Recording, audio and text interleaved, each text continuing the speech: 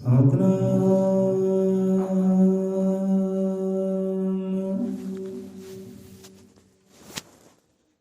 ਆਸਰ ਅਮਰ ਤ੍ਰਿਕਾਦਰਸ਼ੀ सृष्टि करता जगत गुरु वाल्मीकि भगवान जी महाराज सहाय। सतगुरु ज्ञाननाथ सतगुरु हरिनाथ सतगुरु मलकीतनाथ शब्द गुरु महाराज सहाय।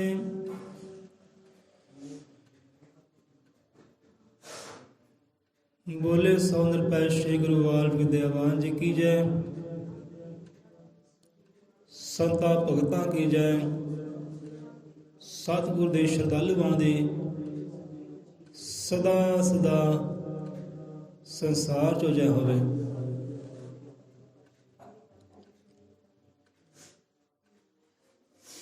अज अपने कोल समा है। कल बहुत लेट सी 15 मिनट आप लेट सी 6:05 होए हैं। जो घर में विराजमान है वो भी थोड़ा जा गुरां दे कोलों रब दे कोलों बल मंगण थोड़ा जा हिम्मत करन उद्यम करन गुरु चरनां विच सत्संग विच अपनी हाज़री लवाउण उस आनंद ਨੂੰ ਪ੍ਰਾਪਤ ਕਰਨ ਲਈ ਯੋਗ ਲੈਣ ਜੋਤੀ ਲੈਣ ਢੰਗ ਤਰੀਕਾ ਲੈਣ ਕਰਨ ਵਿਚਾਰ ਗੁਰਾਂ ਦੇ ਸ਼ਬਦਾਂ ਦੇ ਨਾਲ ਸਵਾਓ ਗੁਰਾਂ ਦੇ ਨਾਮ ਦਾ ਆਸਰਾ ਲੈ ਕੇ ਗੁਰਾਂ ਤੋਂ ਮਤ ਮੰਗ ਕੇ ਸਰਮਤ ਮੰਗ ਕੇ ਬੁੱਧ ਵਿਵੇਕ ਮੰਗ ਕੇ ਅੱਜ ਦਾ ਸਤਸੰਗ ਆਰੰਭ ਕਰਦੇ ਹਾਂ। ਸੋ ਸ਼ਬਦ ਕੱਲ ਵਾਲੇ ਹੀ ਹੈ जिस शब्द नाल आपां विश्राम ले सी उस शब्द तो अज आरंभ करते हैं। सो कोशिश करांगे अज एक एक शब्द नूं आपां गहराइयां दे नाल नाप सकीए शब्द गहराइयां नूं समझ सकीए कि गुरु पातशाह उत्ते की समझाउण दा यतन कर रहे हैं। वो समझण दा यतन करिए ते समझाउण दा यतन करिए। महाराज अंग संग साई हुण सो कलयुग दे अवतार धन धन सतगुरु ज्ञाननाथ महाराज जी अपने शब्दां राही ब्रह्म के ज्ञान राही अज के जीवन कुछ इस तरह समझा रहे हैं। शब्द उही है कल वाले पर थोड़ा गहराइयां समझना आप आज समा है पूजा इष्ट उपासना रब दी। पूजा इष्ट उपासना रब दी। हुण ये चीज़ां दसियां गुरु महाराज जी ने इन्हों कदे कदे भुलाउणा नहीं है कदे विसारना नहीं है। करना तुसी की है कहते किद्दां आनंद दे पात्र बन सकते हो पर सुख दे पात्र किद्दां बन सकते हो। इस संसारी दुखों तो सुखों तो किद्दां मुक्त हो सकते हो किद्दां उहदे भाणे नूं समझ सकते हो। वो ज्योति ढंग तरीका महाराज दसदे हैं। तो थोड़ा जिहा आपां यतन करना समझण दा समझ लांगे तो बारे न्यारे हो जाणगे। पूजा इष्ट उपासना रब दी। हुण पूजा नूं समझो भाई पहले ही आप जिक्र कर चुके हैं पर फिर समझो कि पूजा की है किस नूं कहंदे पूजा किद्दां हुंदी। पूजा दो तरीके की पूजा हुंदी है किद्दां करनी है ते किहदी करनी है कौन पूजन योग है किद्दां करनी है। ये नहीं कि थाल लिया फल फ्रूट रखिया जोत जगाई अगरबत्ती लगाई बिच नारियल रखिया पैसा रखिया ना ਤੇ ਗੁਰਾਂ ਦੀ ਆਰਤੀ ਕੀਤੀ ਜਾਂ ਰੱਬ ਦੇ ਕਿਸੇ ਆਕਾਰ ਦੀ ਸੂਰਤ ਮੂਰਤ ਦੀ ਆਰਤੀ ਕੀਤੀ, ਗਾਉਣ ਗਾਉਣੇ ਕੀਤੇ, ਲਓ ਜੀ ਹੋ ਗਈ ਪੂਜਾ। ਇੱਕ ਇਹ ਪੂਜਾ ਹੈ। ਹੁਣ ਇੱਥੇ ਗੁਰੂ ਮਹਾਰਾਜ ਕਿਹੜੀ ਪੂਜਾ ਦੀ ਗੱਲ ਕਰਦੇ ਆ? ਇੱਕ ਪੂਜਾ ਹੁੰਦੀ ਹੈ ਕਿ ਸਤਿਗੁਰੂ ਤੋਂ ਬਲ ਬਲ ਜਾਣਾ, ਉਹ ਰੱਬ ਤੋਂ ਬਲਿਹਾਰੇ ਜਾਣਾ, ਉਹਦੇ ਹਰ ਇੱਕ ਹੁਕਮ ਦੀ ਪਾਲਣਾ ਕਰਨਾ, ਹੁਕਮ ਤੋਂ ਬਾਰੇ ਜਾਣਾ, ਹੁਕਮ ਨੂੰ ਧਾਰਨ ਕਰਨਾ, ਸਿੱਖੀ ਨੂੰ ਧਾਰਨ ਕਰਨਾ, ਚੱਲਣਾ ਗੁਰੂ ਦੇ ਦੱਸੇ ਹੋਏ ਹੁਕਮ ਤੇ, ਰੱਬ ਦੇ ਦੱਸੇ ਹੋਏ ਰਾਹ ਤੇ, ਉਹ ਹੁਕਮ ਦੀ ਪਾਲਣਾ ਕਰਨਾ ਇੱਕ ਪੂਜਾ ਹੁੰਦੀ ਹੈ। ਕਿ ਆਪਣੇ ਗੁਰਾਂ ਦੇ ਬਤਾਏ ਹੋਏ ਦੱਸੇ ਹੋਏ ਸ਼ਬਦ ਨੂੰ ਕਮਾਉਣਾ, ਨਾਮ ਨੂੰ ਕਮਾਉਣਾ, ਰੱਬ ਦੇ ਨਾਮ ਦੀ ਕਮਾਈ ਕਰਨੀ, ਸਿਮਰਨ ਕਰਨਾ, ਭਗਤ ਕਰਨਾ ਇੱਕ ਪੂਜਾ ਹੁੰਦੀ ਏ।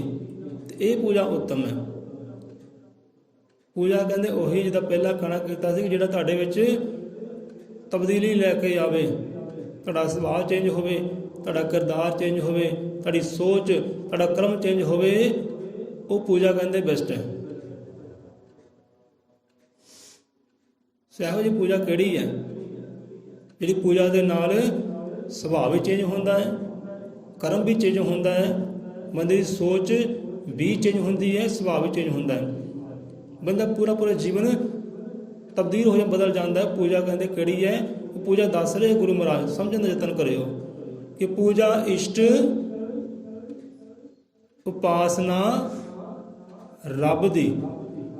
ਹੁਣ ਕਹਿੰਦੇ ਪੂਜਾ ਕਰਨੀ ਹੈ, ਕਿਹਦੀ ਕਰਨੀ ਹੈ? ਆਪਣੇ ਇਸ਼ਟ ਦੀ। ਹੁਣ ਇਸ਼ਟ ਕੀ ਹੈ? ਕਿਹਨੂੰ ਮੰਨਦੇ ਤੁਸੀਂ ਆਪਣਾ ਇਸ਼ਟ? ਇਸ਼ਟ ਕਿਹਨੂੰ ਕਹਿੰਦੇ? ਇਸ਼ਟ ਕਹਿੰਦੇ ਉਹ ਰੱਬ ਨੂੰ, ਉਹ ਭਗਵਾਨ ਨੂੰ, ਉਹ ਅੱਲਾ ਨੂੰ। ਸਾਡਾ ਇਸ਼ਟ ਕੌਣ ਹੈ? ਕਿਹਨੂੰ ਤੁਸੀਂ ਇਸ਼ਟ ਮੰਨਦੇ ਹੋ? ਕਿਉਂਕਿ ਜੇ ਰੱਬ ਦੀ ਗੱਲ ਕਰੀਏ, ਭਗਵਾਨ ਦੀ ਗੱਲ ਕਰੀਏ, ਅੱਲਾ ਦੀ ਗੱਲ ਕਰੀਏ ਤਾਂ ਡਾਇਰੈਕਟ ਤੁਹਾਨੂੰ ਪੂਜਿਆ ਜਾ ਨਹੀਂ ਸਕਦਾ। ਜੇ ਪੂਜਾਂਗੇ ਵੀ ਤਾਂ ਵੀ ਆਨੰਦ ਦੇ ਪਾਤਰ ਨਹੀਂ ਬਣ ਸਕਦੇ, ਡਾਇਰੈਕਟ ਉਹਨੂੰ ਮਿਲਿਆ ਜਾ ਨਹੀਂ ਸਕਦਾ। ਕੋਈ ਰਸਤਾ ਹੀ ਹੈ ਨਹੀਂ, ਕਿਉਂਕਿ ਰਸਤੇ ਅਨੇਕ ਹੈ। ਅੱਲਾ ਹੈ, ਇਹ ਵੀ ਇੱਕ ਰਸਤਾ ਹੈ। ਵਾਹਿਗੁਰੂ ਹੈ, ਇਹ ਵੀ ਇੱਕ ਰਸਤਾ ਹੈ। ਓਮ ਸੌਂਗ ਹੈ, ਇਹ ਵੀ ਇੱਕ ਰਸਤਾ ਹੈ। ਸਤਿਨਾਮ ਹੈ, ਇਹ ਵੀ ਇੱਕ ਮਾਰਗ ਹੈ, ਇੱਕ ਰਸਤਾ ਹੈ। ਰਸਤੇ ਤਾਂ ਬਹੁਤ ਹੈ, ਝਗੜੇ ਪਏ ਹੋਏ ਰਸਤਿਆਂ ਦੇ ਤਾਂ, ਹੈ ਨਾ।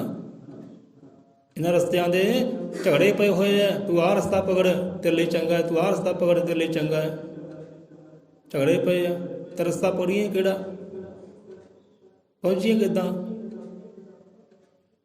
ਕਿਉਂਕਿ ਪ੍ਰਮਾਤਮਾ ਕਹਿੰਦੇ ਘੜ ਘੜ ਦੇ ਵਿੱਚ ਹੈ। ਬਾਣੀ ਸਮਝਾਉਂਦੀ ਹੈ ਕਣ ਕਣ ਦੇ ਵਿੱਚ ਰਮਿਆ ਹੋਇਆ ਹੈ, ਹਰ ਜੀਵ ਦੇ ਅੰਦਰ ਰਮਿਆ ਹੋਇਆ, ਪੱਤੇ ਪੱਤੇ 'ਚ ਉਹਦਾ ਵਾਸਾ, ਉਹਦਾ ਨੂਰ ਹੈ। ਤੇ ਪਹੁੰਚੀਏ ਕਿੱਦਾਂ? ਮਾਰਗ ਕਿਹੜਾ? ਸੋ ਡਾਇਰੈਕਟ ਨਹੀਂ ਕਹਿੰਦੇ। ਇਕੱਲਾ ਬੰਦਾ ਸਾਗਰ ਨੂੰ ਵੀ ਤਰ ਨਹੀਂ ਸਕਦਾ, ਤੇ ਪਰਮਾਤਮਾ ਤਾਂ ਸਭ ਸਾਗਰਾਂ ਦਾ ਮਹਾਸਾਗਰ ਹੈ। ਕਿੱਦਾਂ ਪਹੁੰਚੀਏ?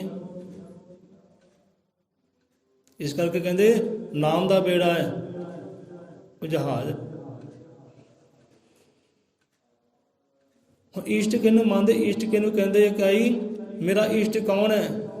ਕਹਿੰਦੇ ਮੇਰਾ ਇਸ਼ਟ ਰਾਮ ਜੀ ਹੈ ਜੀ। ਰਾਮ ਜੀ ਸਾਡੇ ਇਸ਼ਟ ਹੈ। ਕ੍ਰਿਸ਼ਨ ਜੀ ਹੈ ਸਾਡੇ ਇਸ਼ਟ ਹੈ। ਸਾਡੇ ਸੰਤ ਹੈ, ਸਾਡੇ ਰਹਿਬਰ ਹੈ, ਸਾਡੇ ਗੁਰੂ ਹੈ, ਸਾਡੇ ਪੀਰ, ਸਾਡੇ ਫਕੀਰ ਹੈ, ਇਹ ਸਾਡੇ ਹੈ ਇਸ਼ਟ। ਇਹਨੂੰ ਅਸੀਂ ਮੰਨਦੇ ਆਪਣਾ ਇਸ਼ਟ। ਮੁਹੰਮਦ ਸਾਹਿਬ ਸਾਡੇ ਇਸ਼ਟ ਹੈ ਭਾਈ। ਗੁਰੂ ਨਾਨਕ ਦੇਵ ਜੀ ਸਾਡੇ ਇਸ਼ਟ ਹੈ। ਇਸ਼ਟ ਭਾਵ ਹੁੰਦਾ ਕਿ ਰੱਬ। ਤੁਸੀਂ ਆਪਣਾ ਰੱਬ ਮੰਨਦੇ ਕਿਹਨੂੰ ਆ? ਇਹਦੇ ਵਿੱਚ ਤੁਸੀਂ ਰੱਬ ਨੂੰ ਦੇਖਣਾ ਕੀਤਾ ਹੈ, ਉਹ ਹੱਕ ਨੂੰ ਦੇਖਣਾ ਕੀਤਾ ਹੈ। ਸੋ ਪੂਜਾ ਇੱਥੇ ਆਪਣੇ ਇਸ਼ਟ ਦੀ ਹੈ, ਭਾਵ ਕਿ ਸਤਿਗੁਰ ਦੀ ਹੈ। ਬੋਲੇ 100 ਨਿਰਭੈ। ਸੋ ਪਹਿਲੇ ਪੂਜਾ ਇੱਥੇ ਆਪਣੇ ਇਸ਼ਟ ਦੀ ਹੈ। ਤੁਸੀਂ ਇਸ਼ਟ ਮੰਨਦੇ ਕਿਹਨੂੰ ਆ? ਪਹਿਲਾਂ ਇਹ ਵਿਚਾਰ ਕਰੋ ਕਿਹਨੂੰ ਇਸ਼ਟ ਮੰਨਦੇ ਹੋ। ਇੱਕ ਨੂੰ ਤੈਅ ਕਰੋ ਪਹਿਲਾਂ। ਅੱਜ ਆਪਾਂ ਸ਼ਬਦ ਨੂੰ ਪੂਰੀ ਗਹਿਰਾਈ ਨਾਲ ਸਮਝਣਾ ਹੈ। 15 ਮਿੰਟ ਹੋ ਗਏ ਹੈ। ਇਸ਼ਟ ਮੰਨਦੇ ਕਿਹਨੂੰ ਹੈ ਭਾਈ? ਇੱਕ ਨੂੰ ਤੈਅ ਕਰੋ। ਸਾਡੇ ਵਾਸਤੇ ਇਸ਼ਟ ਕੌਣ ਹੈ? ਰਾਮ ਹੈ, ਕ੍ਰਿਸ਼ਨ ਹੈ, ਅਰਜੁਨ ਹੈ, ਕੌਣ ਹੈ? ਕੋਈ ਆਪਣਾ ਸੰਤ ਗੁਰੂਦੇਵ ਹੈ। ਇੱਕ ਨੂੰ ਤੈਅ ਕਰ ਲਓ, ਨਿਸ਼ਾਨਾ ਰੱਖ ਲਓ, ਸਮਝ ਲਓ ਹਾਂ ਵੀ ਮੇਰੇ ਵਾਸਤੇ ਭਾਈ ਆਹੀ ਰੱਬ ਹੈ। ਜਿੱਦਾਂ ਬੁੱਲੇ ਸ਼ਾਹ ਕੀ ਕਹਿੰਦੇ ਨਾ ਕਿ ਗੁਰੂ ਅੱਲਾ ਆਪ ਕਹਾਉਂਦਾ ਹੈ। ਕਹਿੰਦੇ ਗੁਰੂ ਅੱਲਾ ਆਪ ਕਹਾਉਂਦਾ ਹੈ। ਉਹੀ ਕਹਿੰਦੇ ਨਬੀ ਹੈ, ਵਲੀ ਹੈ, ਸਭ ਕੁਝ ਉਹੀ ਹੈ। ਗੁਰੂ ਨਬੀ ਵਲੀ ਹੋ ਬਹਿੰਦਾ ਹੈ, ਗੁਰੂ ਅੱਲਾ ਆਪ ਕਹਿੰਦਾ ਹੈ, ਗੁਰੂ ਘੜ ਘੜ ਦੇ ਵਿੱਚ ਰਹਿੰਦਾ ਹੈ। ਸੋ ਉਹਨਾਂ ਨੇ ਗੁਰੂ ਨੂੰ ਰੱਖਿਆ ਹੈ ਮੋਹਰੇ ਕਿ ਸਾਡੇ ਵਾਸਤੇ ਭਾਈ ਆਹੀ ਅੱਲਾ ਹੈ, ਆਹੀ ਸਾਡੇ ਈਸ਼ਟ ਹੈ, ਆਹੀ ਸਾਡੇ ਪੂਜਨਯੋਗ ਹੈ, ਆਹੀ ਭਗਤਨਯੋਗ ਹੈ, ਸਿਮਰਨਯੋਗ ਹੈ। ਸਾਡੇ ਲਈ ਕਹਿੰਦੇ ਸਭ ਕੁਝ ਇਹੀ ਹੈ। ਜੇ ਅੱਲਾ ਵੇਖਿਆ ਹੈ, ਅਸੀਂ ਅੱਲਾ ਇਹਨਾਂ ਵਿੱਚ ਦੇਖਿਆ ਹੈ, ਉਹਦਾ ਸਾਨੂੰ ਨਜ਼ਰ ਆਇਆ ਹੀ ਨਹੀਂ। ਅੱਲਾ ਜੇ ਮਹਿਸੂਸ ਕੀਤਾ ਹੈ, ਜੇ ਰੱਬ ਦੇਖਿਆ, ਜੇ ਰੱਬ ਪਾਇਆ ਹੈ, ਤਾਂ ਅਸੀਂ ਆਪਣੇ ਈਸ਼ਟ ਵਿੱਚੋਂ, ਆਪਣੇ ਗੁਰੂ ਵਿੱਚੋਂ ਕਹਿੰਦੇ ਪਾਇਆ ਹੈ। ਸਭ ਕੁਝ ਕਹਿੰਦੇ ਹੈ ਹੀ ਇਹ ਹੈ। ਨਬੀ ਵੀ ਇਹੀ ਹੈ ਤੇ ਵਲੀ ਵੀ ਇਹੀ ਹੈ, ਅੱਲਾ ਵੀ ਇਹੀ ਹੈ। ਇਹਦੇ ਅੰਦਰ ਅੰਦਰ ਕਹਿੰਦੇ ਅੱਲਾ ਹੈ। ਸੋ ਪੂਜਾ ਇਸ਼ਟ ਉਪਾਸਨਾ ਰੱਬ ਦੀ। ਹੁਣ ਤੇ ਪਹਿਲਾਂ ਰੱਬ ਕਿਹਨੂੰ ਕਿਹਾ ਹੈ? ਪਹਿਲਾਂ ਰੱਬ ਆਪਣੇ ਸਤਿਗੁਰੂ ਨੂੰ ਕਿਹਾ ਹੈ, ਆਪਣੇ ਇਸ਼ਟ ਨੂੰ ਕਿਹਾ ਕਿ ਭਾਈ ਮੰਨ ਕੇ ਚੱਲ। ਕਿ ਆਪਣੇ ਇਸ਼ਟ ਨੂੰ, ਆਪਣੇ ਸੰਤ ਨੂੰ, ਆਪਣੇ ਗੁਰੂਦੇਵ ਨੂੰ ਉਹ ਰੱਬ ਮੰਨ ਕੇ ਚੱਲ ਕਿ ਭਾਈ ਮੇਰੇ ਵਾਸਤੇ ਆ ਮੇਰਾ ਸੰਤ ਹੀ, ਮੇਰਾ ਗੁਰੂ ਹੀ ਮੇਰੇ ਵਾਸਤੇ ਰੱਬ ਹੈ, ਮੇਰਾ ਇਸ਼ਟ ਹੈ। ਕਿ ਗੁਰੂ ਪਰਮੇਸ਼ਵਰ ਦੇ ਰਾਹੀਂ ਹੀ ਉਹ ਕਾਲਪੁਰਖ ਨੂੰ ਸਮਝਿਆ ਜਾ ਸਕਦਾ ਹੈ, ਪਾਇਆ ਜਾ ਸਕਦਾ, ਉਸ ਤੱਕ ਪਹੁੰਚਿਆ ਜਾ ਸਕਦਾ ਹੈ ਗੁਰੂ ਨੂੰ ਪੂਜਨ ਦੇ ਨਾਲ। ਕੋਈ ਪਹਿਲਾ ਪੂਜਾ ਇੱਥੇ ਸਤਿਗੁਰ ਦੀ ਹੈ, ਪਹਿਲਾ ਪੂਜਾ ਆਪਣੇ ਇਸ਼ਟ ਗੁਰੂਦੇਵ ਦੀ ਹੈ। ਠੀਕ ਹੈ। ਸੋ ਇਹੀ ਗੱਲ ਰੱਬ ਦੇ ਪਿਆਰਿਆਂ ਨੇ, ਜੋ ਖੁਦ ਰੱਬ ਹੀ ਹੋ ਗਏ, ਭਗਵਾਨ ਹੀ ਹੋ ਗਏ ਆ, ਉਹਦਾ ਨੂਰ ਹੀ ਹੋ ਗਏ। ਇੱਕ ਨੇ ਨਹੀਂ ਕਹੀ, ਇੱਕ ਨੇ ਕਹੀ ਆਪਾਂ ਇੱਕਦਮ ਨਾਮ ਲੈ ਲਈ ਕਿ ਆਹ ਸੰਤਾਂ ਨੇ ਕਹੀ ਹੈ। ਇੱਕ ਨੇ ਨਹੀਂ ਕਹੀ, ਕਿਉਂ ਜਿਨ੍ਹਾਂ ਨੇ ਪਾਇਆ ਹੈ ਨਾ ਆਪਣੇ ਗੁਰੂ ਦੇ ਵਿੱਚ, ਸੰਤਾਂ ਵਿੱਚ, ਉਹਨਾਂ ਸਾਰਿਆਂ ਨੇ ਕਹੀ ਹੈ। ਜਿੱਦਾਂ ਅਰਜਨ ਹੋਏ ਨਾ, ਅਰਜਨ ਨੇ ਉਹ ਰੱਬ ਨੂੰ, ਭਗਵਾਨ ਨੂੰ ਕਿੱਥੋਂ ਪਾਇਆ? ਕ੍ਰਿਸ਼ਨ ਭਗਵਾਨ ਦੇ ਵਿੱਚੋਂ। ਕ੍ਰਿਸ਼ਨ ਭਗਵਾਨ ਦੇ ਵਿੱਚੋਂ ਕਹਿੰਦੇ ਉਹ ਵਿਰਾਟ ਸਰੂਪ ਨੂੰ ਵੇਖ ਲਿਆ, ਉਹ ਆਨੰਦ ਨੂੰ ਵੇਖ ਲਿਆ, ਭਗਵਾਨ ਨੂੰ ਦੇਖ ਲਿਆ। ਕਿੱਥੋਂ ਵੇਖਿਆ? ਕ੍ਰਿਸ਼ਨ ਵਿੱਚੋਂ। ਕਿਉਂਕਿ ਕ੍ਰਿਸ਼ਨ ਨੂੰ ਆਪਣਾ ਉਹ ਇਸ਼ਟ ਮੰਨਦੇ ਸੀ, ਭਗਵਾਨ ਮੰਨਦੇ ਸੀ, ਰੱਬ ਮੰਨਦੇ ਸੀ। ਮੰਨਿਆ ਪਹਿਲਾਂ ਉਹਨਾਂ ਨੇ ਮੰਨਿਆ ਤੇ ਉਹਨਾਂ ਵਿੱਚੋਂ ਹੀ ਪਾਇਆ ਹੈ। ਹਜ਼ਰਤ ਬਾਬਾ ਬੁੱਲੇ ਸ਼ਾਹ ਜੀ ਹੋਏ ਹੈ, ਆਪਣੇ ਗੁਰੂ ਵਿੱਚੋਂ ਰੱਬ ਨੂੰ ਪਾਇਆ ਹੈ। ਭਾਈ ਮਰਦਾਨਾ ਜੀ ਹੋਏ ਹੈ, ਗੁਰੂ ਨਾਨਕ ਵਿੱਚੋਂ ਉਹਨਾਂ ਨੇ ਰੱਬ ਨੂੰ ਵੇਖਣਾ ਕਰ ਲਿਆ ਪ੍ਰਤੱਖ ਹੋ ਕੇ ਕਿ ਹਾਂ ਵੀ ਇਹੀ ਰੱਬ ਹੈ ਸਾਡਾ। ਜਿੱਦਾਂ ਸੰਤ ਪੂਰਨਾਥ ਜੀ ਹੋਏ ਹੈ, ਉਹਨਾਂ ਨੇ ਗੁਰੂ ਗਿਆਨਨਾਥ ਮਹਾਰਾਜ ਵਿੱਚੋਂ ਉਹ ਰੱਬ ਨੂੰ ਪਾਉਣਾ ਕਰ ਲਿਆ, ਭਗਵਾਨ ਨੂੰ ਪਾਉਣਾ ਕਰ ਲਿਆ। ਚਰਨਾਂ ਵਿੱਚੋਂ ਸਾਰੇ ਖੰਡ ਬ੍ਰਹਮੰਡ ਵੇਖ ਲਿਆ। ਜਿੱਦਾਂ ਅਰਜਨ ਨੇ ਨਾ ਕ੍ਰਿਸ਼ਨ ਵਿੱਚੋਂ ਵਿਰਾਟ ਰੂਪ ਦੇ ਲਿਆ ਸੀ, ਸਾਰੇ ਖੰਡ ਬ੍ਰਹਮੰਡ ਤੁਰਦੇ ਫਿਰਦੇ ਘੁੰਮਦੇ ਵੇਖ ਲਏ ਸੀ। ਇਹਦੇ ਸੰਤ ਪੂਰਨਾਥ ਜੀ ਨੇ ਗੁਰੂ ਗਿਆਨਨਾਥ ਮਹਾਰਾਜ ਦੇ ਚਰਨਾਂ ਵਿੱਚੋਂ ਸਭ ਕੁਝ ਵੇਖ ਲਿਆ ਸੀ। ਸੋ ਇਹ ਤੇ ਸਤਿਗੁਰ ਹੈ, ਉਹਨਾਂ ਨੇ ਗੁਰੂ ਪਰਮੇਸ਼ਵਰ ਕਿਹਾ ਹੈ, ਗੁਰੂ ਈਸ਼ਵਰ ਕਿਹਾ ਹੈ। ਇੱਥੇ ਇਹਦਾ ਕਬੀਰਦਾਸ ਮਹਾਰਾਜ ਜੀ ਕਿ ਗੁਰੂ ਕੀ ਸੇਵਾ ਕਰਮਨ ਮੇਰੇ, ਗੁਰੂ ਜਗਤ ਮੇਂ ਈਸ਼। कि गुरु की सेवा कर मन मेरे, गुरु जगत में ईश। जाको त्यावे शंकर ब्रह्मा, वेद कहण जगदीश।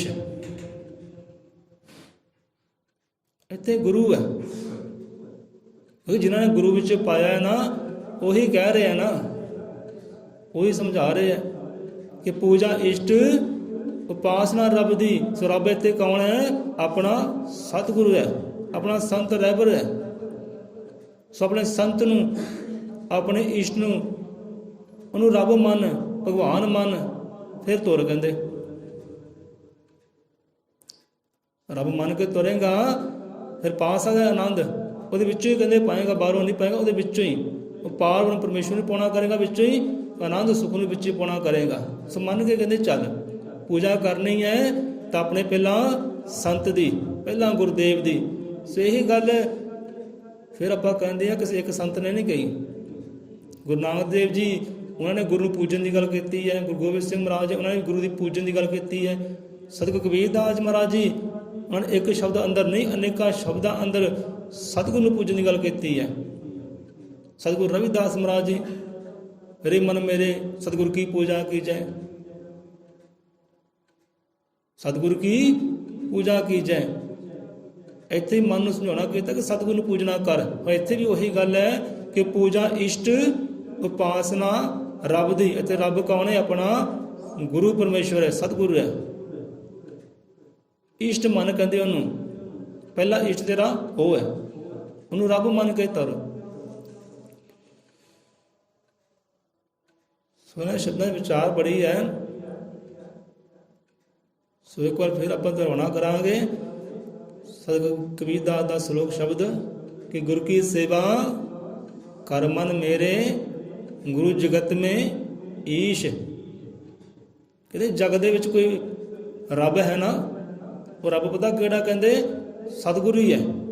ਈਸ਼ ਕਹਿੰਦੇ ਈਸ਼ਵਰ ਨੂੰ। ਉਹ ਈਸ਼ਵਰ ਕਹਿੰਦੇ ਤੁਹਾਡਾ ਸੰਤ ਹੀ ਹੈ, ਤੁਹਾਡਾ ਰੱਬ ਹੀ। ਮਨ ਕੇ ਦਾ ਵੇਖ, ਆਪਣੇ ਆਪ ਅਰਪਣ ਤਾਂ ਕਰ ਚਰਨਾਂ ਵਿੱਚ, ਹਿਰਦੇ ਤੋਂ ਸਿਫਤ ਕਮਾਉਣੀ ਕਰ, ਪੂਜ ਕੇ ਤਾਂ ਵੇਖ, ਉਹਦੇ ਵਿੱਚ ਹੀ ਨਜ਼ਰ ਆਉਣਾ ਸਭ ਕੁਝ। ਉਹੀ ਰੱਬ ਦੀ ਜੋਤ ਤੁਰਦੀ ਫਿਰਦੀ ਹੈ। ਜਿਨ੍ਹਾਂ ਨੇ ਪਾਇਆ ਹੈ ਨਾ ਭਾਈ, ਉਹਨਾਂ ਨੇ ਕਿਹਾ ਹੈ ਗੁਰ ਕੀ ਸੇਵਾ ਕਰ ਮਨ ਮੇਰੇ। ਕੋਈ ਗੱਲ ਹੀ ਸਾਰੀ ਮਨ ਦੀ ਹੈ ਨਾ, ਮਨ ਨੂੰ ਸਮਝਾਉਂਦੇ ਹੈ। ਮਨ ਬਾਰੇ ਤਾਂ ਆਪਾਂ ਕਈ ਵਾਰ ਵਿਚਾਰ ਕਰ ਚੁੱਕੇ ਹਾਂ। ਸੋ ਮਨ ਨੂੰ ਸਮਝੋ, ਸਮਝਾਓ ਮਨ ਨੂੰ ਗੁਰੂ ਦੀ ਜੁਗਤੀ ਦੇ ਨਾਲ, ਢੰਗ ਦੇ ਨਾਲ, ਹੁਕਮ ਦੇ ਨਾਲ, ਸਿੱਖੀ ਦੇ ਨਾਲ ਮਨ ਨੂੰ ਸਮਝਾਓ ਕਿ ਗੁਰ ਕੀ ਸੇਵਾ ਕਰ ਮਨ ਮੇਰੇ ਗੁਰੂ ਜਗਤ ਮੇ ਈਸ਼। ਕਿ ਭਾਈ ਉਹੀ ਈਸ਼ਵਰ ਹੈ। ਜਾਕੋ ਧਿਆਵੇ ਸ਼ੰਕਰ ਬ੍ਰਹਮਾ। ਕਹਿੰਦੇ ਸਭ ਤੋਂ ਵੱਡੇ ਦੇਵ ਕਹਿੰਦੇ ਕਿਹੜੇ ਹੈ? ਦੇਵ ਕਿਹਨੂੰ ਕਿਹਾ ਗਿਆ? ਸਭ ਤੋਂ ਵੱਡਾ ਬ੍ਰਹਮਾ ਨੂੰ ਕਿਹਾ ਗਿਆ। ਚੱਲ ਵੀ ਕਹਿੰਦੇ ਤੂੰ ਵੱਡਾ ਹੋ ਜਾ, ਜਦ ਤੈਨੂੰ ਵੱਡੇ ਦੀ ਪਦਵੀ ਦਿੱਤੀ। ਉਹਨਾਂ ਵਿੱਚ ਬਹਿਸ ਹੋ ਗਈ ਸੀ, ਝਗੜੇ ਹੋ ਗਏ ਸੀ, ਹਾਂ ਵੱਡਾ ਕਿਹੜਾ ਛੋਟਾ ਕਿਹੜਾ। ਦੇਵਤਿਆਂ ਵਿੱਚ ਹੀ ਬਹਿਸਾਂ ਹੋ ਗਈਆਂ ਏ, ਹਾਂ ਵੀ ਵੱਡਾ ਮੈਂ ਤੇ ਵੱਡਾ ਮੈਂ ਤੇ ਵੱਡਾ ਮੈਂ। ਚੱਲ ਕਹਿੰਦੇ ਭਾਈ ਤੂੰ ਹੀ ਵੱਡਾ ਬਣ ਜਾ, ਤੂੰ ਲੈ ਲਾ ਜੋ ਲੈਣਾ ਵੱਡਾ ਬਣ ਕੇ। ਤੇ ਮਹਾਦੇਵ, ਦੇਵਾਸਰ ਦੇਵ ਮਹਾਦੇਵ, ਤੇ ਉਹ ਦੇਖੋ ਉਹ ਕੀ ਸਮਝਾ ਰਹੇ ਆ। ਉਹਨੇ ਕਿਹਦੀ ਪੂਜਾ ਕੀਤੀ ਹੈ, ਕਿਹਨੂੰ ਨਮਸਕਾਰ ਕਰ ਰਿਹਾ, ਕਿਹਨੂੰ ਪ੍ਰਣਾਮ ਕਰ ਰਿਹਾ ਹੈ? ਉਹ ਵੀ ਨਮਸਕਾਰ ਪ੍ਰਣਾਮ ਸਤਿਗੁਰੂ ਨੂੰ ਕਰ ਰਿਹਾ ਹੈ, ਗੁਰੂ ਪਰਮੇਸ਼ਵਰ ਨੂੰ ਕਰ ਰਿਹਾ ਹੈ। ਉਹਨਾਂ ਤੋਂ ਵਾਰੇ ਜਾ ਰਹੇ ਆ। ਤੇ ਅੱਜ ਦਾ ਬੰਦਾ ਜਿਹੜਾ ਆਪਣਾ ਸਿੱਖ ਕਹਿੰਦਾ ਹੈ, ਨਾਮਧਾਰੀ ਕਹਿੰਦਾ, ਉਹ ਕਰਦਾ ਹੈ ਅੱਜ ਕੱਲ੍ਹ। ਉਹ ਕਿਹਨੂੰ ਸਮਝਦਾ ਹੈ? ਰੱਬ। ਗੱਲ ਸਾਰੀ ਇੱਥੇ ਮੁੱਕਦੀ ਹੈ ਕਿ ਗੁਰੂ ਕੀ ਸੇਵਾ ਕਰ ਮਨ ਮੇਰੇ। ਕਿੱਧਰ ਤੁਰੇ ਹੈ ਸੇਵਾ ਨੂੰ? ਕਿਹਨੂੰ ਪੂਜਣ ਤੁਰੇ ਹੋਏ ਹੈ? ਜਿਹੜਾ ਘਰ ਬੈਠਾ ਹੈ ਉਹਨੂੰ ਪੂਜ ਲਓ। ਜੇ ਤੂੰ ਨਾਮ ਲਿਆ ਹੈ, ਜੁਗਤੀ ਲਿਆ ਹੈ, ਰੱਬ ਦਾ ਸ਼ਬਦ ਸੋਕ ਲਿਆ ਹੈ, ਉਹਨੂੰ ਕਹਿੰਦੇ ਪੂਜੋ, ਉਹਨੂੰ ਰੱਬ ਮੰਨ ਲਓ, ਦੇਵਾਸਰ ਦੇਵ ਮੰਨ ਲਓ। ਗੁਰੂਦੇਵ ਹੀ ਹੈ, ਉਹਨਾਂ ਨੇ ਤਾਂ ਗੁਰੂਦੇਵ ਕਿਹਾ ਹੈ। ਓਮ ਨਮੋ ਗੁਰੂਦੇਵ। ਗੁਰ ਕੀ ਸੇਵਾ ਕਰ ਮਨ ਮੇਰੇ ਗੁਰੂ ਜਗਤ ਮੇ ਈਸ਼। ਜਾਕੋ ਧਿਆਵੇ ਸ਼ੰਕਰ ਬ੍ਰਹਮਾ। ਜਿਹਨੂੰ ਵੱਡੇ ਕਹਿੰਦੇ ਆ, ਉਹ ਵੱਡੇ ਭਾਈ ਇਹਨਾਂ ਨੂੰ ਧਿਆਉਂਦੇ ਆ, ਇਹਨਾਂ ਨੂੰ ਪੂਜਦੇ ਆ। ਜਾਕੋ ਧਿਆਵੇ ਸ਼ੰਕਰ ਬ੍ਰਹਮਾ ਵੇਦ ਕਹਿਣ ਜਗਦੀਸ਼। ਸੋ ਗ੍ਰੰਥ ਹੋਏ ਹੈ, ਵੇਦ ਹੋਏ ਹੈ, ਕੁਰਾਨ ਹੋਈ ਹੈ, ਬਾਈਬਲ ਹੋਈ ਹੈ। ਉਹਨਾਂ ਨੇ ਵੀ ਇਹੀ ਗੱਲ ਕਹੀ ਹੈ, ਹਾਂ ਵੀ ਗੁਰੂ ਹੀ ਜਗਦੀਸ਼ ਹੈ, ਗੁਰੂ ਹੀ ਪਾਲਣਹਾਰ ਹੈ, ਗੁਰੂ ਹੀ ਉਹ ਰੱਬ ਦਾ ਜੋਤ ਹੈ, ਸਰੂਪ ਹੈ, ਗੁਰੂ ਹੀ ਰੱਬ ਹੈ। ਕਹਿੰਦੇ ਗੁਰੂ ਹੀ ਇਸ਼ਟ ਹੈ ਤੁਹਾਡਾ। ਸੋ ਮੰਨ ਕੇ ਚੱਲੋ ਜੇ ਆਨੰਦ ਤੱਕ ਪਹੁੰਚਣਾ ਹੈ ਤਾਂ। ਇੱਥੇ ਗੁਰੂ ਗਿਆਨਾਤਮਾ ਸਮਝਾ ਰਹੇ, ਸਮਝੋ ਭਾਈ। ਤੁਹਾਡੇ ਆਪਣੀ ਬੇਗਾਨੇ ਸੋਰੀ ਹੈ, ਲੈ ਬੇਗਾਨਾ ਬੰਦਾ ਸਮਝਾ ਰਿਹਾ ਹੈ। ਸੰਤ ਤਾਂ ਸਾਰਿਆਂ ਦੇ ਸਾਂਝੇ ਹੈ, ਸਾਰੇ ਸਾਂਝੇ ਹੈ। ਸਾਰਿਆਂ ਨੂੰ ਧੀਆਂ ਪੁੱਤਰਾਂ ਦੇ ਵਾਂਗ ਸਮਝਾ ਰਹੇ ਹੈ। ਉਹ ਮਾਈ ਬਣ ਕੇ ਸਮਝਾ ਰਹੇ, ਬਾਪੂ ਬਣ ਕੇ ਸਮਝਾ ਰਹੇ। ਸਮਝੋ ਕਹਿੰਦੇ, ਰਸਤਾ ਪਕੜੋ ਕਹਿੰਦੇ। ਪੂਜਾ ਇਸ਼ਟ ਉਪਾਸਨਾ ਰੱਬ ਦੀ। ਅੱਗੇ ਨਾਲ ਹੀ ਹੁੰਦਾ ਰੱਬ ਦਾ ਭਾਵਨਾ ਦਿਲੋਂ ਭੁਲਾਵੇ। ਹੁਣ 2 ਵਾਰੀ ਰੱਬ ਆ ਗਿਆ ਨਾ। ਹੁਣ ਪਹਿਲਾਂ ਰੱਬ ਕਿਹਨੂੰ ਕਿਹਾ ਹੈ? ਆਪਣੇ ਸਤਿਗੁਰ ਨੂੰ, ਆਪਣੇ ਸੰਤ ਨੂੰ। ਭਾਈ ਰੱਬ ਮੰਨ ਕੇ ਚੱਲ, ਫਿਰ ਤੇਰੇ ਬਾਰੇ ਨਿਆਰੇ ਹੈ। ਰੱਬ ਮੰਨ ਕੇ ਚੱਲ, ਆਪਣਾ ਇਸ਼ਟ ਮੰਨ ਕੇ ਚੱਲ। ਮੇਰਾ ਇਸ਼ਟ ਭਾਈ ਮੇਰਾ ਸਤਿਗੁਰ ਹੈ। ਕਹਿਣ ਵਾਲੇ ਕਹਿਣਗੇ ਭਾਈ ਸਾਡਾ ਇਸ਼ਟ ਗੁਰੂ ਨਾਨਕ, ਸਾਡਾ ਇਸ਼ਟ ਆਇਆ, ਸਾਡਾ ਇਸ਼ਟ ਆਇਆ, ਸਾਡਾ ਰੱਬ ਆਇਆ। ਪਰ ਸਾਡੇ ਵਾਸਤੇ ਸਾਡਾ ਇਸ਼ਟ ਸਾਡੇ ਸੰਤ ਹੀ ਹੈ। ਉਹੀ ਸਾਡੇ ਵਾਸਤੇ ਰੱਬ ਹੈ, ਸਾਡੇ ਦਾਤੇ ਹੈ। ਇਹ ਮੰਨ ਕੇ ਕਹਿੰਦੇ ਚੱਲ। ਤੇ ਪੂਜਣ ਯੋਗ ਉਹੀ ਹੈ ਕਿ ਜਿਨ੍ਹਾਂ ਨੂੰ ਬ੍ਰਹਮਾ ਵਿਸ਼ਨੂੰ ਮਹੇਸ਼ ਵਰਗੇ ਨੇ ਪੂਜਣਾ ਕੀਤਾ ਹੈ, ਧਿਆਉਣਾ ਕੀਤਾ ਹੈ, ਸਿਮਰਨਾ ਕੀਤਾ ਹੈ। ਪੂਜਾ ਇਸ਼ਟ ਉਪਾਸਨਾ ਰੱਬ ਦੀ। ਹੁਣ ਰੱਬ ਇੱਥੇ ਸਤਿਗੁਰ ਹੈ ਤੇ ਅੱਗੇ ਨਾਲ ਹੀ ਕਿ ਰੱਬ ਦਾ ਭਾਉਣਾ ਮਨੋਂ ਭੁਲਾਵੇ, ਦਿਲੋਂ ਭੁਲਾਵੇ। ਹੁਣ ਅੱਗੇ ਜਾ ਕੇ ਉਹ ਰੱਬ ਦੀ ਗੱਲ ਕੀਤੀ ਹੈ, ਉਹ ਸਿਰਜਣਹਾਰੇ ਦੀ ਗੱਲ ਕੀਤੀ ਹੈ। ਪਹਿਲਾਂ ਇੱਥੇ ਰੱਬ ਸਤਿਗੁਰ ਨੂੰ ਕਿਹਾ ਹੈ ਕਿ ਅੱਗੇ ਜਾ ਕੇ ਰੱਬ ਉਹ ਸਿਰਜਣਹਾਰ ਨੂੰ ਕਿਹਾ ਹੈ ਕਿ ਭਾਈ ਉਹਨੂੰ ਵੀ ਭੁੱਲਣਾ ਤੂੰ। ਪਹਿਲਾਂ ਆਹ ਚੀਜ਼ ਨੂੰ ਮੰਨ ਕੇ ਚੱਲ ਤੇ ਉਹਦੀ ਕਰਨੀ ਨੂੰ, ਉਹਦੀ ਬਖਸ਼ਿਸ਼ ਨੂੰ ਵੀ ਭੁੱਲਣਾ ਨਾ ਕਰ। ਉਹਦੀ ਬਖਸ਼ਿਸ਼ ਕਹਿੰਦੇ ਹੁਣ ਕੀ ਹੈ? ਉਹਦਾ ਬਖਸ਼ਿਸ਼ ਉਹ ਰੱਬੀ ਇਸ਼ਕ ਹੈ, ਰੱਬੀ ਮੁਹੱਬਤ ਹੈ, ਰੱਬੀ ਪ੍ਰੇਮ ਹੈ। ਕਿਉਂਕਿ ਸਾਰਾ ਕੁਝ ਇਸ਼ਕ ਦੇ ਨਾਲ ਹੋਇਆ ਨਾ, ਪ੍ਰੇਮ ਦੇ ਨਾਲ ਹੋਇਆ। ਰੱਬ ਦੇ ਅੰਦਰ ਪ੍ਰੇਮ ਆਇਆ ਨਾ, ਇਸ਼ਕ ਆਇਆ, ਉਹਨੇ ਸਾਰੇ ਸੰਸਾਰ ਦੀ ਰਚਨਾ ਕੀਤੀ। ਇਸ਼ਕ ਉਪਜਿਆ ਦੇ ਹਿਰਦਿਓਂ। ਸੋ ਕਹਿੰਦੇ ਉਹ ਇਸ਼ਕ ਨੂੰ, ਉਹ ਪ੍ਰੇਮ ਨੂੰ ਭੁਲਾਉਣਾ ਨਾ ਕਰ, ਉਹ ਰੱਬ ਨੂੰ ਨਾ ਭੁਲਾਉਣਾ ਕਰ। ਪੂਜਾ ਇਸ਼ਟ ਉਪਾਸਨਾ ਰੱਬ ਦੀ। ਅੱਗੇ ਕਹਿੰਦਾ ਰੱਬ ਦਾ ਭਾਉਣਾ ਦਿਲੋਂ ਭੁਲਾਵੇ। ਬੰਦਾ ਅੱਜ ਦਿਲੋਂ ਭੁੱਲ ਚੁੱਕਿਆ ਉਹਦੇ ਪ੍ਰੇਮ ਨੂੰ। ਉਹ ਇਸ਼ਕ ਦੇ ਵਰਕੇ ਪਾੜ ਦਿੱਤੇ ਹੈ, ਜਿਨ੍ਹਾਂ ਨੇ ਪਾੜੇ ਨਹੀਂ ਉਹਨਾਂ ਨੇ ਕੋਰੇ ਕਰ ਦਿੱਤੇ ਹੈ। ਪ੍ਰੇਮ ਦੇ ਵਰਕੇ ਜਿਨ੍ਹਾਂ ਨੇ ਨਹੀਂ ਨਾ ਪਾੜੇ ਤਾਂ ਨਹੀਂ ਹੈ, ਪਾੜਨ ਵਾਲੇ ਪਾੜ ਵੀ ਦਿੱਤੇ, ਜਿਨ੍ਹਾਂ ਨੇ ਬਿਲਕੁਲ ਕੋਰੇ ਕਰ ਦਿੱਤੇ ਹੈ ਆਪਣੇ ਕਰਮਾਂ ਦੇ ਨਾਲ, ਨੀਤਾਂ ਦੇ ਨਾਲ। ਵਰਕੇ ਕੋਰੇ ਕਰ ਦਿੱਤੇ ਪ੍ਰੇਮ ਵਾਲੇ। ਹੁਣ ਇੱਥੇ ਬੰਦਾ ਸਮਝੋ ਕਿ ਉਹ ਰੱਬ ਜਿਹੜਾ ਹੈ ਨਾ, ਉਹ ਸਾਨੂੰ ਕਿੱਦਾਂ ਦਾ ਪ੍ਰੇਮ ਕਰਦਾ ਹੈ ਤੇ ਅਸੀਂ ਉਹਨੂੰ ਕਿੱਦਾਂ ਦਾ ਪ੍ਰੇਮ ਕਰਦੇ ਹਾਂ। ਕਿ ਜਿਹੜਾ ਉਹ ਪ੍ਰੇਮ ਸਾਨੂੰ ਕਰਦਾ ਹੈ, ਕੋਈ ਸਾਨੂੰ ਚੇਤੇ ਹੈ ਕਿ ਨਹੀਂ ਚੇਤੇ ਹੈ? ਤੇ ਬੰਦਾ ਉਹ ਪ੍ਰੇਮ ਨੂੰ ਭੁੱਲ ਗਿਆ ਹੈ ਕਿ ਜਿਹੜਾ ਪ੍ਰੇਮ ਰੱਬ ਤੁਹਾਨੂੰ ਕਰਦਾ ਹੈ, ਜਿਹੜਾ ਇਸ਼ਕ ਉਹ ਤੁਹਾਨੂੰ ਕਰਦਾ ਹੈ ਨਾ, ਬੰਦਾ ਉਹ ਇਸ਼ਕ ਨੂੰ ਭੁੱਲ ਚੁੱਕਾ ਹੈ। ਯਾਦ ਕਿਹੜਾ ਹੈ? ਜਿਹੜਾ ਇਸ਼ਕ, ਜਿਹੜਾ ਪ੍ਰੇਮ ਬੰਦਾ ਕਰਦਾ ਨਾ, ਉਹ ਬੰਦੇ ਨੂੰ ਚੇਤੇ ਹੈ। ਜੋ ਰੱਬ ਪ੍ਰੇਮ ਕਰਦਾ ਹੈ ਉਹ ਚੇਤੇ ਨਹੀਂ ਹੈ। ਸੋ ਕਹਿੰਦੇ ਉਹਨੂੰ ਵੀ ਦਿਲੋਂ ਨਾ ਭੁਲਾ, ਦਿਲੋਂ ਵਰਕੇ ਨਾ ਪਾਲ ਪ੍ਰੇਮ ਵਾਲੇ। ਚੇਤੇ ਕਰ, ਸਿਮਰ, ਯਾਦ ਕਰ ਕਿ ਰੱਬ ਤੈਨੂੰ ਕਿਹੋ ਜਿਹਾ ਪ੍ਰੇਮ ਕਰਦਾ ਹੈ। ਜੇ ਰੱਬ ਤੈਨੂੰ ਪ੍ਰੇਮ ਕਰਦਾ ਨਾ, ਆਪਣਾ ਨੂਰ ਦਿੱਤਾ ਹੈ, ਆਪਣੀ ਜੋਤ ਦਿੱਤੀ ਹੈ, ਤੁਹਾਨੂੰ ਸੰਤ ਦਿੱਤਾ ਹੈ, ਗੁਰਦੇਵ ਦਿੱਤਾ ਹੈ ਕਿ ਲੈ ਭਾਈ ਇਹਦੇ ਵਿੱਚੋਂ ਮੈਨੂੰ ਪਾ ਸਕਦਾ ਹੈ। ਜੇ ਮੇਰੇ ਤੱਕ ਪਹੁੰਚਣਾ ਨਾ, ਆ ਸੰਤ ਬੈਠੇ, ਗੁਰਦੇਵ ਬੈਠੇ ਹੈ, ਇਹਦੇ ਜ਼ਰੀਏ ਮੇਰੇ ਤੱਕ ਪਹੁੰਚ ਸਕਦਾ ਹੈ। ਇਸ ਕਰਕੇ ਉਹਨੇ ਤੁਹਾਨੂੰ ਦਿੱਤਾ ਹੈ, ਕਿਉਂਕਿ ਪ੍ਰੇਮ ਹੈ ਨਾ, ਉਹਦੇ ਅੰਦਰ ਪ੍ਰੇਮ ਹੈ, ਮੁਹੱਬਤ ਹੈ ਤੁਹਾਡੇ ਵਾਸਤੇ, ਸਾਡੇ ਵਾਸਤੇ। ਤਾਂ ਹੀ ਉਹਨਾਂ ਨੇ ਗੁਰਦੇਵ ਰੱਖਿਆ ਮੋਰੇ, ਲਓ ਭਾਈ ਆਲ ਹੈ, ਇਹਦੇ ਜ਼ਰੀਏ ਮੇਰੇ ਤੱਕ ਪਹੁੰਚ ਸਕਦੇ ਹਾਂ।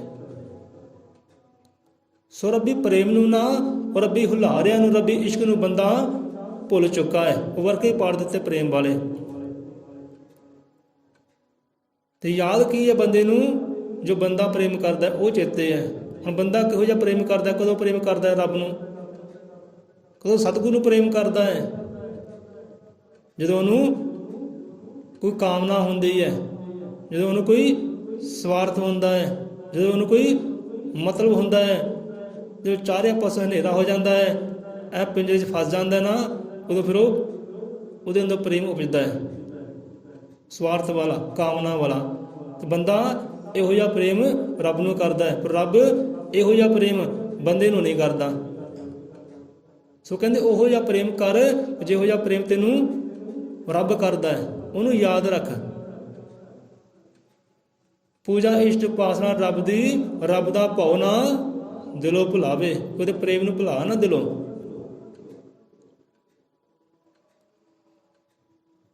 ਸਹੀ ਚੀਜ਼ਾਂ ਕਮਾਉਣ ਵਾਸਤੇ ਗੁਰੂ ਗਿਆਨਨਾਥ ਮਹਾਰਾਜ ਸਮਝਾ ਰਹੇ ਪਈ ਆਹ ਚੀਜ਼ ਕਹਿੰਦੇ ਕਮਾਉਣੀ ਕਰ ਲਓ ਤੇ ਆਨੰਦ ਤੱਕ ਪਹੁੰਚ ਜਾਓਗੇ।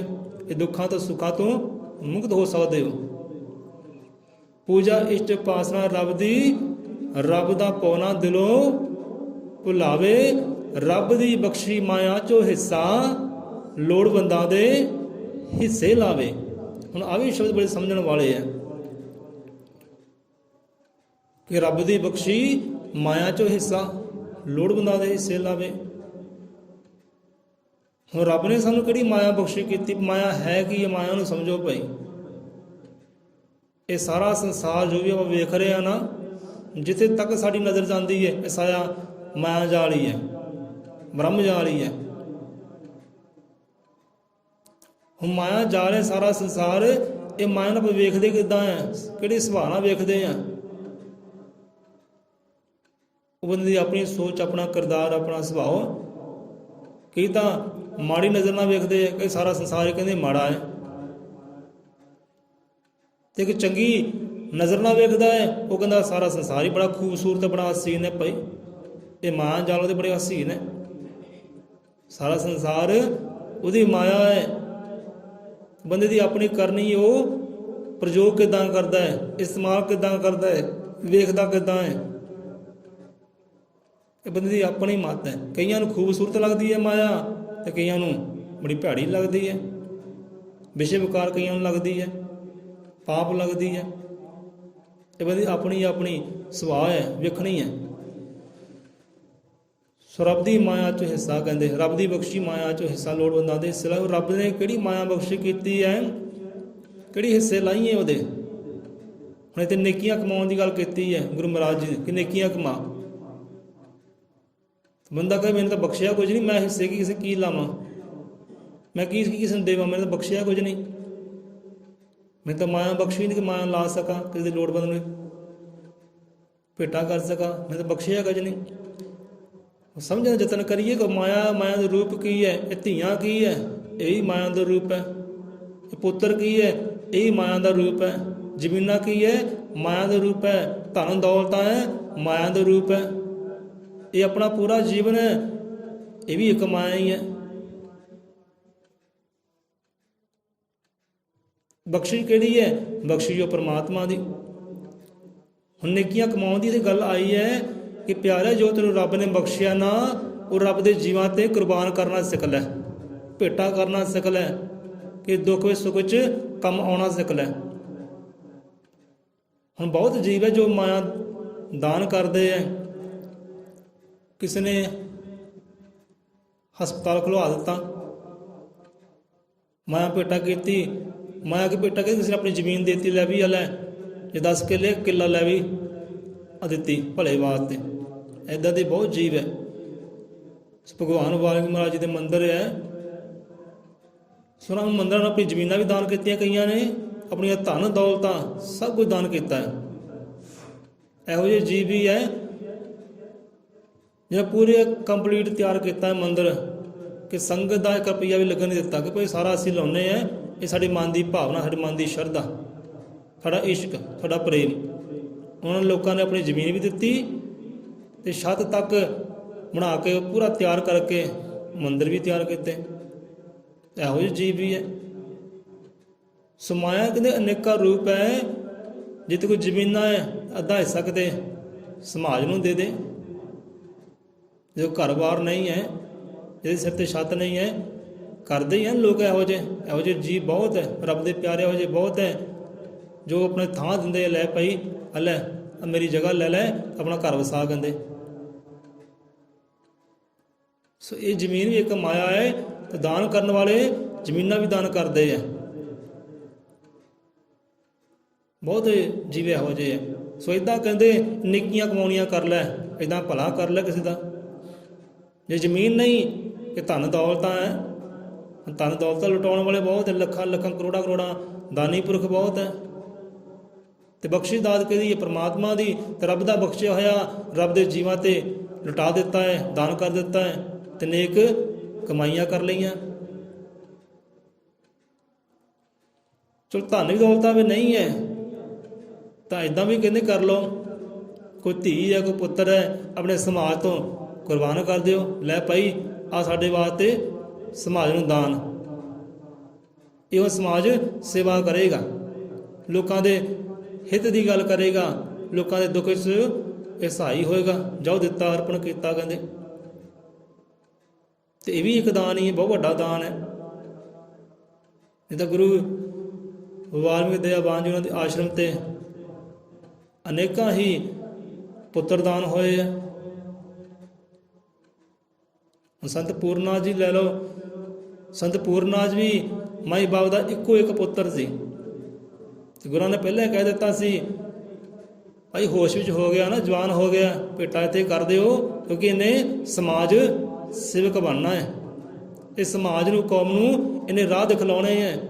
ਭਗਵਾਨ ਵਾਲਮੀਕ ਮਹਾਰਾਜ ਦਾ ਨਾਮ ਜਪਣਾ ਤੇ ਇਹਨੇ ਜਪਾਉਣਾ ਹੈ। ਬੜਾ ਮਹਾਨ ਕਵੀ ਲਿਖਾਰੀ ਇਹਨੇ ਬਣਨਾ, ਕਹਿੰਦੇ ਪਹਿਲੇ ਫਰਮਾਨ ਕਰ ਦਿੱਤਾ। ਇਹਨੇ ਸਮਾਜ ਤੋਂ, ਕੌਮ ਤੋਂ ਸਵਾਸ ਸਵਾਸ ਵਾਰਨੇ ਆਪਣੇ, ਜਿੰਦ ਜਾਨ ਵਾਰਨੀ ਹੈ। ਸੋ ਇੱਦਾਂ ਹੀ ਹੋਇਆ। ਚਲੋ ਇੱਕੋ ਪੁੱਤਰ ਸੀ, ਉਹ ਵੀ ਗੁਰਾਂ ਨੂੰ ਦਾਨ ਕਰ ਦਿੱਤਾ, ਉਹਦੇ ਸਮਾਜ ਵਾਸਤੇ, ਕੌਮ ਵਾਸਤੇ। ਸੋ ਉਹ ਵੀ ਤਾਂ ਮਾਇਆ ਦਾ ਹਿੱਸਾ ਹੀ ਹੈ ਨਾ। ਇੱਕ ਪੁੱਤਰ ਉਹ ਵੀ ਮਾਇਆ ਦਾ ਹਿੱਸਾ ਉਲਟਾ ਦਿੱਤੀ ਕੌਮ ਦੇ ਉੱਪਰੋਂ, ਲੈ ਵੀ ਜਾ ਸਰਬਤ ਦਾ ਭਲਾ ਕਰ ਜਾ ਕੇ, ਤੇ ਕੀਤਾ। ਸੋ ਇਹੋ ਜਿਹੇ ਅਨੇਕਾਂ ਹੋਏ ਆ ਭਾਈ। ਜਿੱਦਾਂ ਹੁਣੇ ਪਿੱਛੇ ਜੇ ਬਾਬਾ ਦੀਪ ਸਿੰਘ ਜੀ, ਉਹਨਾਂ ਦਾ ਪ੍ਰਕਾਸ਼ ਦਿਹਾੜਾ ਮਨਾਇਆ ਗਿਆ ਨਾ। ਹੁਣ ਉਹ ਵੀ ਦੇਖੋ, ਮਾਈ ਬਾਪ ਦੇ ਇਕਲੌਤੇ ਪੁੱਤਰ ਸੀ, ਇਕੱਲੇ ਪੁੱਤਰ ਸੀ। ਤੂੰ ਵੀ ਵਾਰ ਦਿੱਤਾ ਨਾ, ਇਨਸਾਨੀਅਤ ਤੋਂ ਵਾਰ ਦਿੱਤਾ, ਸਮਾਜ ਤੋਂ ਵਾਰ ਦਿੱਤਾ। ਜਾ ਭਾਈ ਗੁਰਾਂ ਦੇ ਹੁਕਮ ਵਿੱਚ ਜਾ, ਜਿੱਦਾਂ ਗੁਰੂ ਤੋਰਦਾ ਹੈ ਤੋਰ ਉੱਧਰ ਚੱਲ। ਤੇ ਗੁਰਾਂ ਨੇ ਜਿੱਧਰ ਤੋਰਿਆ, ਗੁਰੂ ਜਿੱਧਰ ਤੋਰਦਾ ਹੈ ਉਹ ਸਰਬਤ ਦੇ ਭਲੇ ਵਾਸਤੇ ਸਿੱਖ ਨੂੰ ਤੋਰਦਾ ਹੈ, ਤੇ ਤੁਰੇ ਜਾ। ਸੋ ਇਸ ਤਰੀਕੇ ਦੇ ਨਾਲ ਤਾਂ ਇਹੋ ਜਿਹੇ ਪੁੱਤਰ ਨਹੀਂ ਹੋਏ, ਇਹੋ ਜਿਹੀਆਂ ਪੁੱਤਰੀਆਂ ਵੀ ਹੋਈਆਂ, ਦੇਵੀਆਂ ਵੀ ਇਹੋ ਜਿਹੀਆਂ ਹੋਈਆਂ, ਜਿਹਨਾਂ ਤਨ ਮਨ ਤਨ ਇਸ ਸਮਾਜ ਤੋਂ, ਇਨਸਾਨੀਅਤ ਤੋਂ ਆਪਣਾ ਆਪ ਕੁਰਬਾਨ ਕੀਤਾ ਹੈ। ਲਹੂ ਦਾ ਕਤਰਾ ਕਤਰਾ ਸਵਾਹ ਕੁਰਬਾਨ ਕੀਤਾ ਹੈ। ਸੋ ਇਹੋ ਜਿਹੀ ਗਿਣਤੀ ਬਹੁਤ ਹੈ। ਨਹੀਂ ਤਾਂ ਭੀਮ ਰਾਓ ਅੰਬੇਦਕਰ ਜੀ ਲੈ ਲਓ, ਸਵਾਸ ਵਾਰਿਆ ਕਿ ਨਹੀਂ ਵਾਰਿਆ, ਲਹੂ ਦਾ ਕਤਰਾ ਵਾਰਿਆ ਕਿ ਨਹੀਂ ਵਾਰਿਆ, ਆਪਣੇ ਆਪ ਉਬਾਲ ਲਿਆ, ਸਮਾਜ ਦੁਨੀਆ ਤੋਂ, ਦੇਸ਼ ਕੌਮ ਤੋਂ ਉਹਨਾਂ ਨੇ ਕੁਰਬਾਨ ਕੀਤਾ ਆਪਣੇ ਆਪ ਨੂੰ। ਸੋ ਇਸ ਤਰੀਕੇ ਦੇ ਨਾਲ ਕਹਿੰਦੇ ਦਾਨ ਕਰ ਸਕਦੇ ਤੁਸੀਂ।